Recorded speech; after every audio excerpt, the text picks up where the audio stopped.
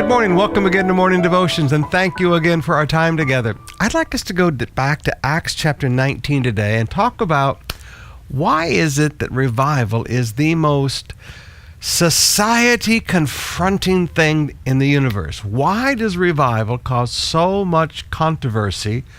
Why do riots and revival kind of go together throughout church history?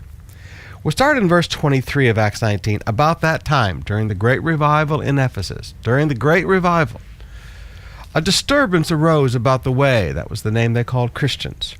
A silversmith named Demetrius, who made silver shrines of Artemis, brought in no little business for the craftsmen.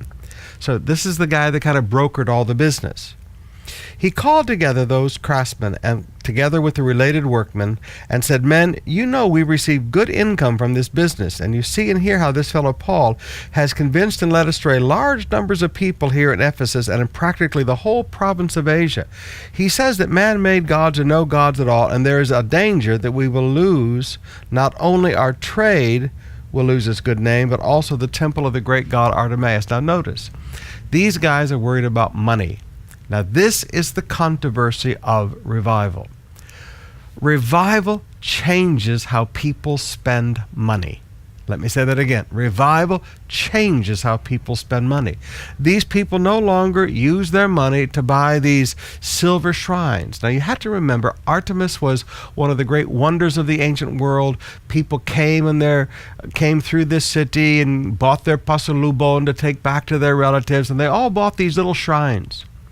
Now, all of a sudden, instead of buying these little shrines, they're going to church with Paul. They're getting born again. They're getting saved. They're not going to the temple anymore.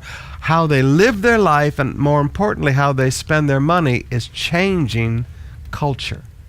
Now, when true revival hits, let me tell you what it looks like. City of Dreams is empty. I call it City of Nightmares, is empty. Solaire is empty. The clubs in the fort are empty. When real revival hits, you go back through and study revival history under the Wesleys, Whitfield, Finney. The clubs, the bars were closed. Nobody was in the places of gambling and drinking. How people spend their money changes, and it always causes a riot. Now, brothers and sisters, when you pray for revival, understand what you're praying for. Padcor will be broke. If true revival hits Manila, Padcor will go broke.